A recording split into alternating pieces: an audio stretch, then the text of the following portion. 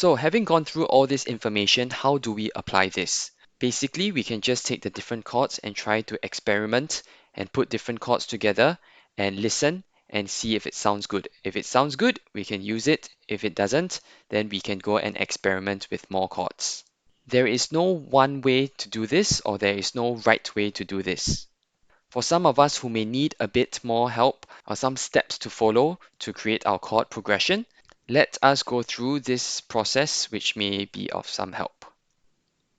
So we will head back to chord function to see how we can apply this. Let's elaborate a little bit more on chord function. We can get a bit more specific on this. We have already learned about home and not home.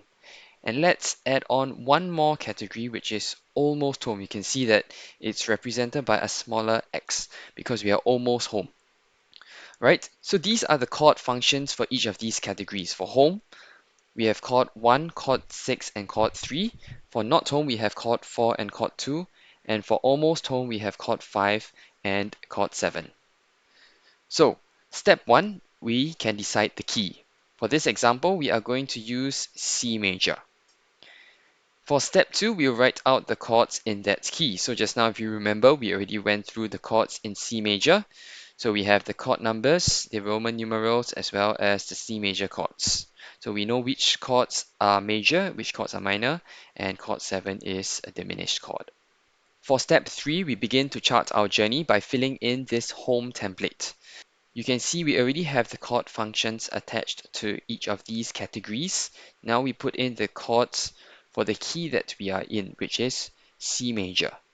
From here, we begin to choose which chords we would like to appear in our chord progression based on this template.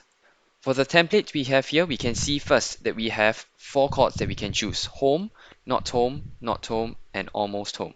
So from that, we already have the categories and the different selections that we can choose. We just choose one chord from each of these categories. So this is the first chord progression that I have selected. So for home, I've chosen chord 1, which is a C major chord. For the first not home chord, I have chosen chord 2, which is D minor. For the next not home chord, I have chosen chord 4, which is F major. And for almost home, I have chosen chord 5, which is G major. So let's give this a listen.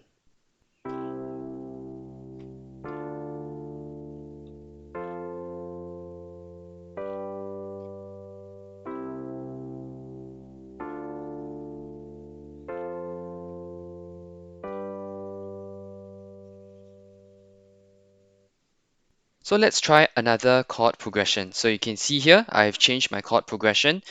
For home, I have chosen chord 6, which is A minor. For not home, I have chosen chord 4, which is F major. For the second not home, I have chosen chord 2, which is D minor. And for almost home, I have chosen chord 5, which is G major.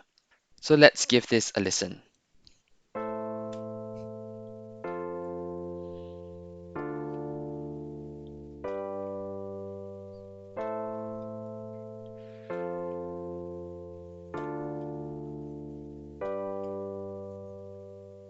So we are going to look at one last chord progression here, and this chord progression is slightly different from the rest. So first we have home, second we have not home, third we have almost home, and fourth we have not home. So the third and fourth chords and the categories are actually swapped around. So as we said, there is no fixed rule as to which chords you should and should not use. Some chords may or may not sound better accordingly, but it's always good to experiment around. So let's listen to this chord progression and see how it sounds like.